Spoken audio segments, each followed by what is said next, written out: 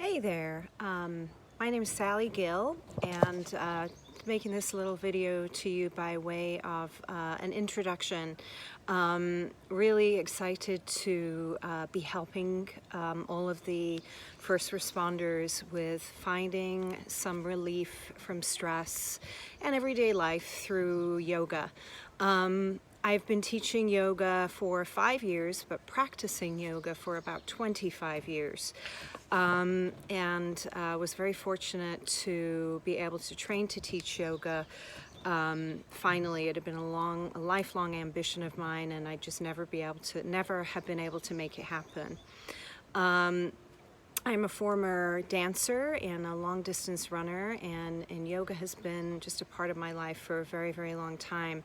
I was initially introduced to it through a dance teacher, actually, who recognized that many traumas in my life were holding me back from truly being in the moment, being self-confident, being calm, and being myself. And so this was back in 1992 when yoga really wasn't a big thing in the Western world at all. And so I met this yoga teacher and just spent a summer being introduced to yoga. And for me at that time, it was help with breathing techniques, ways of relieving anxiety and stress, and ways of kind of connecting to my body in a way that allowed me to feel more self-confident. And it made a huge difference in my life, and I have not looked back since then. I wouldn't say that I'm someone that has practiced yoga every single day, but it has always been a part of my life in some way, shape, or form.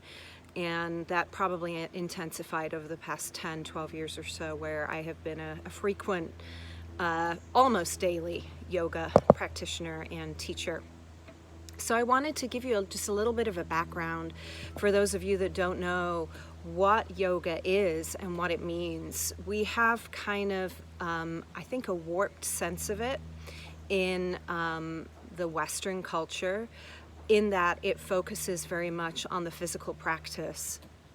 And unfortunately, what that's done actually is turned a lot of people off from practicing yoga, because what we tend to see, particularly with yoga teachers on social media, is people that are skinny, people that can put their feet around their head or do these crazy poses, and people see those things and think, oh my goodness, I could never do yoga.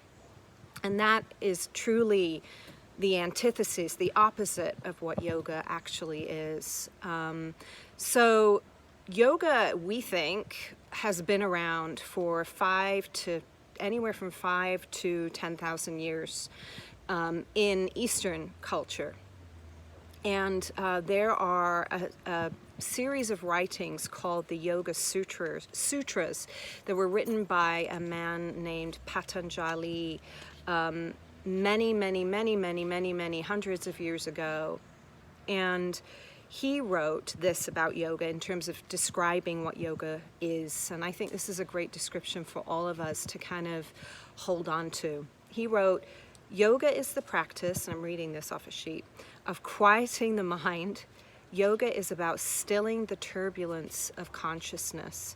Yoga means stillness of mind and freedom from oscillations and various mental processes." So in other words, yoga is a way to quiet the mind, to be calm and be still. And that has certainly been my experience with it.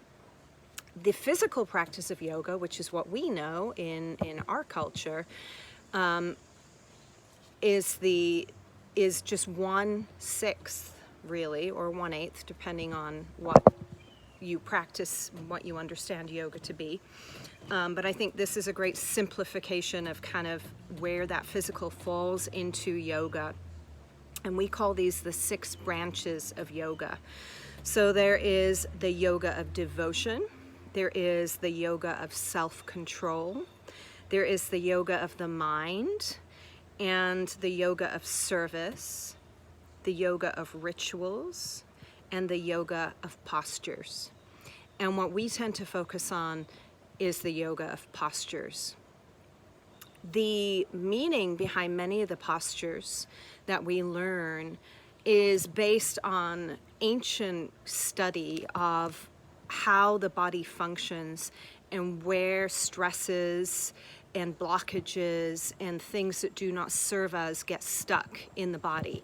And as we go through our series of yoga videos with you, you'll start to learn more about that and what that means. But in essence, every posture is designed to release something, to let something go. And this idea being that in releasing the muscles of the body, this allows us to breathe more freely, which allows us to feel more calm, which allows us to be in the moment more and be in our mind, connecting our mind to our body. And that has certainly been my experience with yoga as someone who's struggled with anxiety and depression for most of my life. I find that yoga is truly the one way that I can feel calm and grounded and centered. And whenever I veer away from yoga and try something else, it usually doesn't work anywhere near as well. I'm also a long distance runner, and whereas I find that that does relieve a lot of stress in my life, yoga is really the thing that balances that for me. So our goal with this series of simple yoga practices that hopefully any of you can access and find something from, is to truly help you manage stress in your work and feel grounded. The things that yoga is not is it's not really a fitness practice, it's a wellness practice. It does not require you to be crazy flexible. It does not require you to be skinny, or you don't have to be physically healthy necessarily in any way to practice yoga. The only requirement of yoga is that you show up and give it a try. What we hope to do is offer you different ways of accessing yoga, either through some simple meditation practices, or some strength-focused practices where you can build some physical strength, or some more rigorous practices where through faster, more rigorous movement you can release and relieve any stress that you might have incurred during your day. The reason we're offering different kinds of practices is because everybody needs something different. And the cool thing about yoga is that it can offer different things for different people. So if you're someone that struggles to be still, to slow down, actually a more rigorous practice might help you release that and come to stillness eventually. If you're someone that struggles to get going and your energy is lower, finding a practice that just helps you breathe and be and find clarity might help you come to a little more movement in your body eventually. So there's going to be something for everybody.